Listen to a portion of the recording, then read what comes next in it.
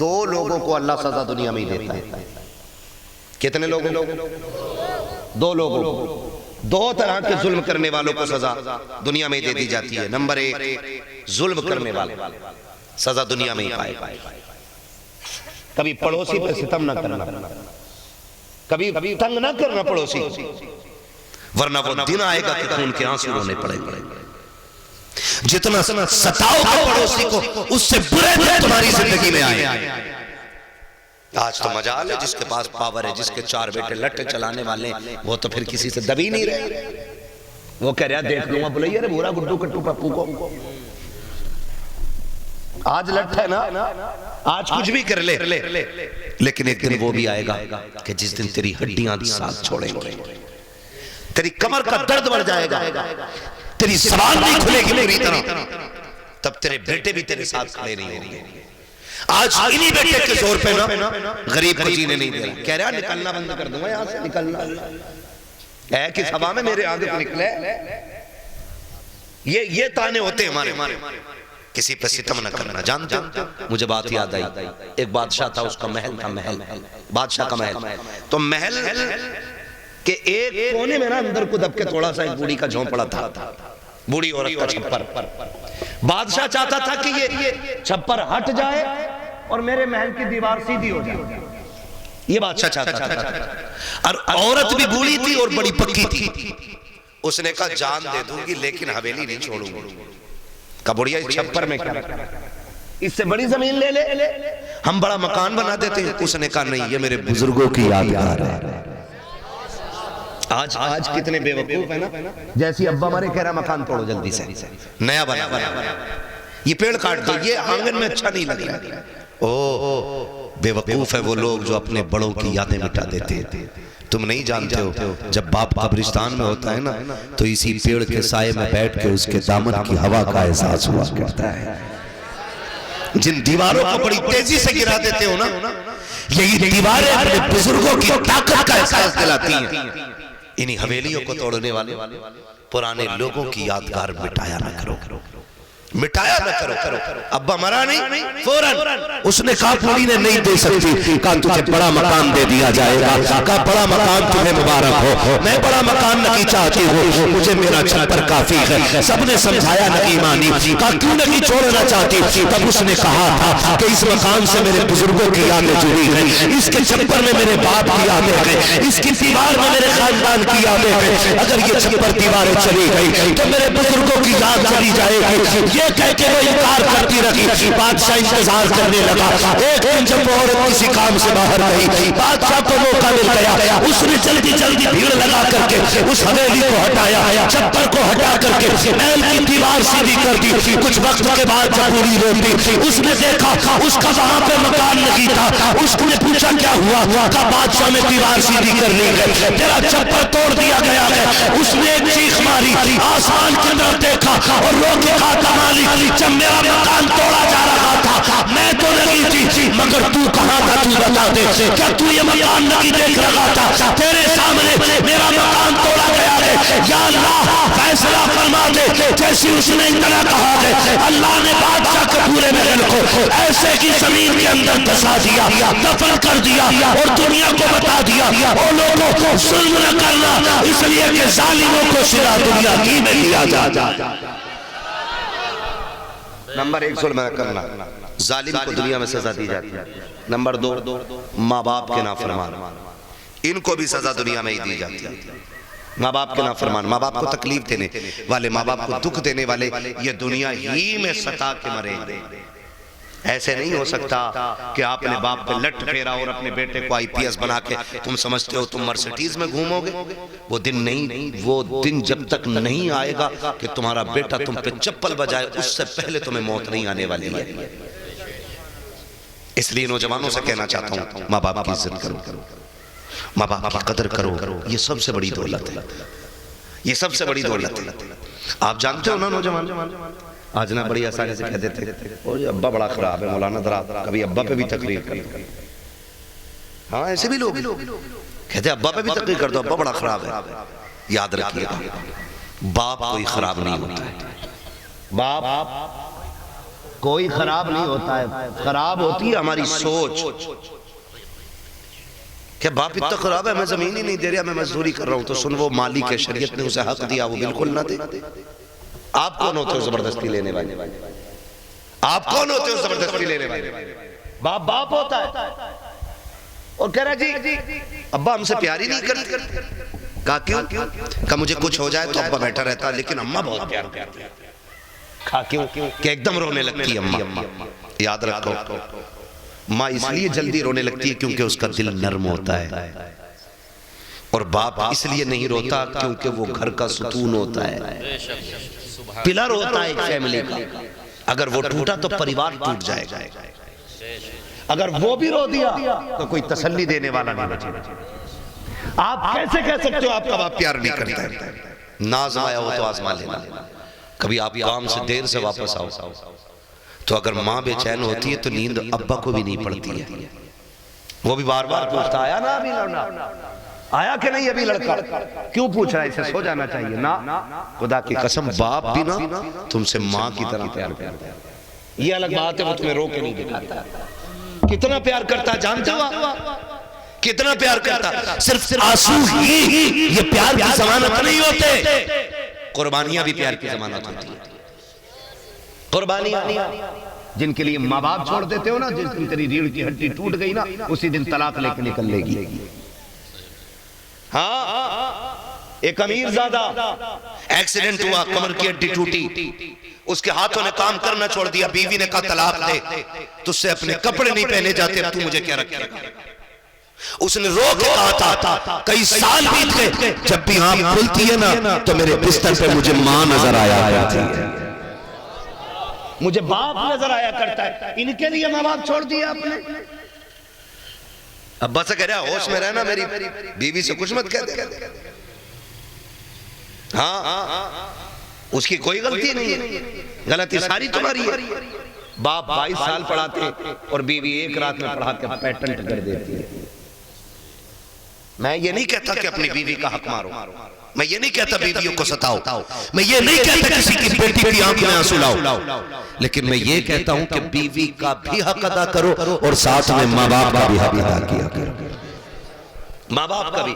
कभी देखो सर्दी की रातें आए तो देखो, हाथ में लाठी लेकर के रोड में बूढ़ा खड़ा मिले, उससे पूछो क्यों खड़ा? कहेगा बेटा काम पे गया, अभी तक नहीं आया। कितना प्यार करता है तुमसे। कुर्बानियां जानते हो इसकी कितनी? कितने लोग स्कूल में पढ़े हुए हैं या पढ़ते हैं या पढ़ रहे हैं? बताएंगे हाथ उठा के।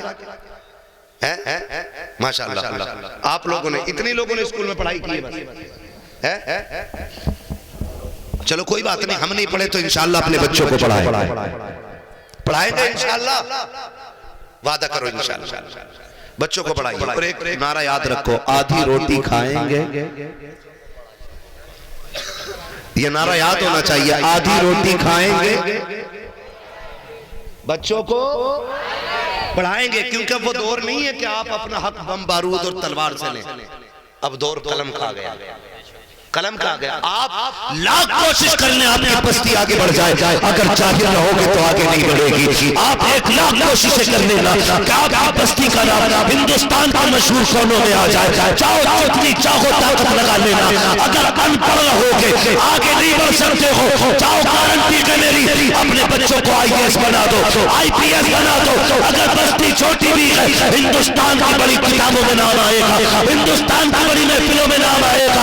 पता ये चला, कामयाब होने की होते हैं जो पैसे वाले होते हैं, कामयाब होने की होते हैं जो ताकत वाले होते हैं, कामयाब वो होते हैं जो तालीम वाले होते हैं, जो कलम वाले हुआ।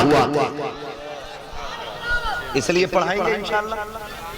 हाँ, जो नहीं पढ़ेंगे या तो मजदूरी करेंगे, और आगे तुम्हें मजदूरी नहीं मिलने वाली, ये भी लिख ली, आगे तुम्हें मजदूरी नहीं मिलने वाली। नाम पूछ के ना अब्दुल करीम के नहीं है जगह, नाम ज़ीशान नहीं है जगह, फिर क्या करो? चोरी,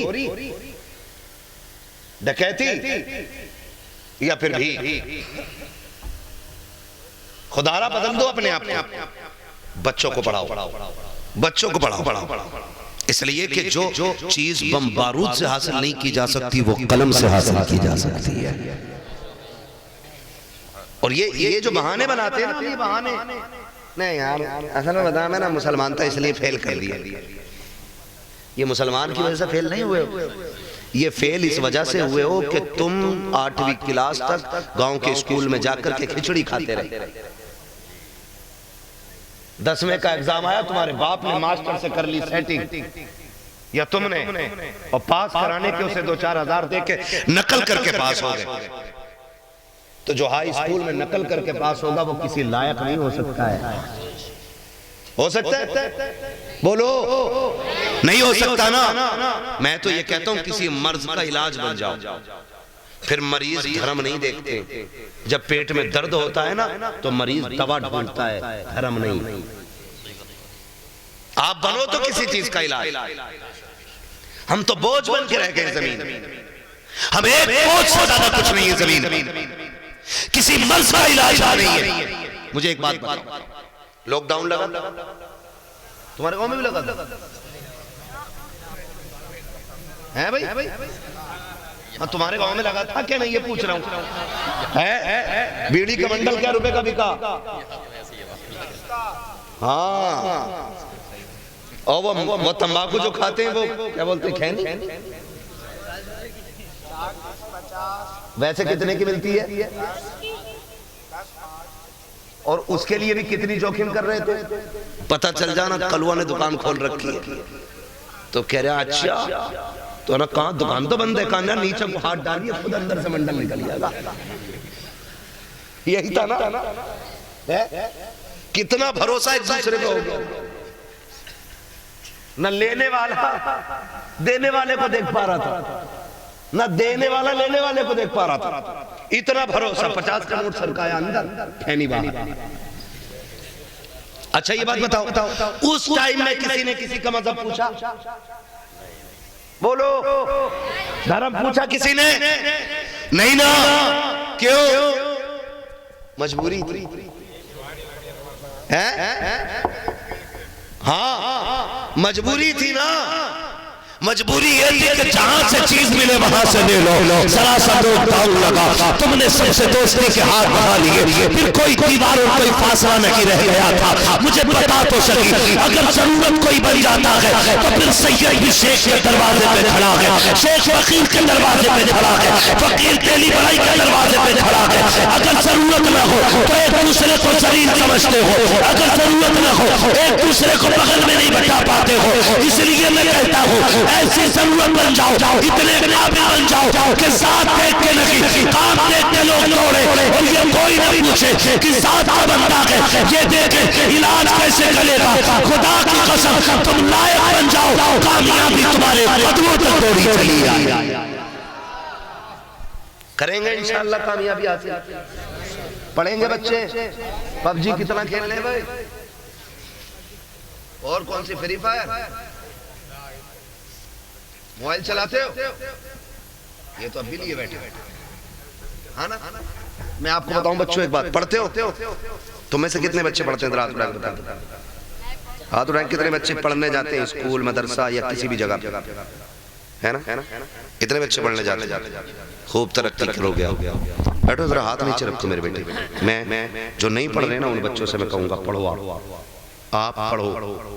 आज मोबाइल देखोगे कल भीख मांगोगे। आज पढ़ लो, कल पूरी साइंस तुम्हारी ठोकरों में रहेगी। पढ़ो। पढ़ने वाले इतने कामयाब होते हैं कि ताकत भी ठोकरों में होती है और दौलत भी ठोकरों में होती है। इसलिए मेरे बच्चों मेहनत करो, और अगर कोई बाप नहीं पढ़ा रहा है तो उससे रिक्वेस्ट करें, उससे आप कुछ भी करके उसे राजी करें और कहें अब्बा हमें पढ़ाइए। और आप इतना पढ़ो कि अपनी बस्ती मोहब्बत गंज का नाम रोशन करो। दुनिया जान ले कि एक छोटी सी बस्ती से उठ करके हिंदुस्तान का मुस्तकबिल बन गया है। पढ़ेंगे इंशाअल्लाह, पढ़ाएंगे आप भी बच्चों को। हुजूर आए, हुजूर ने इल्म का सबसे पहला सबक दिया। हाँ, इक़रा बिस्मि रब्बिकल लज़ी खलक़। ये कुरान में पहली आयत कुरान पाक की नाजिल हुई है। हमारे नबी पे इक़रा की आयत सबसे पहले नाजिल हो रही है और हमारी कौम सबसे ज्यादा जाएगी। जब इल्म होगा तो मोहब्बतें होंगी, प्यार होगा और फिर कामयाबी होगी। ठीक है ना? हुजूर आए, कायनात मुस्कुराने लगी। माँ की भी इज्जत करनी है, बाप की भी इज्जत करनी है, और 12वीं वाले का मिलाद हर साल मनाना है। मनाएंगे इंशाअल्लाह। मनाएंगे इंशाअल्लाह। एक बार फिर आखिर में नारा लगा के बताएं कैसे मनाएंगे। सरकार की आमद। क्या बात है, इतनी जोर से नारा लगाओ कि आवाज वहां तक पहुंचे जहां तक लोग सुन पाए। ठीक है ना, और जोर से बोले सरकार की आमद। बस यही जज्बा रहना चाहिए इंशाअल्लाह। रहेगा ना अगले साल तक। फरमाया गया वाम्मा बिनिअमति रब्बिका फहद्दिस, अपने रब की खूब अपने रब की नेमतों का खूब चर्चा करो। हुजूर रब की सबसे बड़ी नेमत है और हम आखिरी सांस तक हुजूर का चर्चा करेंगे, है ना इंशाअल्लाह। और अपनी नस्लों को हुजूर के बारे में बताएंगे। एक दिन हुजूर का जश्न मनाओगे, साल भर बरकतें मिलती रहेंगी, साल भर बरकतें मिलती रहेंगी। आला हज़रत फरमाते हैं वो जो न थे तो कुछ न था, वो जो न हो तो कुछ न हो। जान है वो जहान की, जान है तो जान है तो जान है तो जहान है। बस सारे लोग कलमा शरीफ पढ़ लीजिए। ला इलाहा, और जोर से ला इलाहा इल्लल्लाह मुहम्मदुर रसूलुल्लाह अस्तगफिरुल्लाह रब्बी मिन कुल्ली ज़ंबि व अतूबु इलैहि व मा अलैना इल्लल बलाग। अस्सलामु अलैकुम व रहमतुल्लाहि व बरकातुहू। सलाम होना के नात नहीं होनी, खड़े हो जाइए, सलाम पढ़ लिया जाए।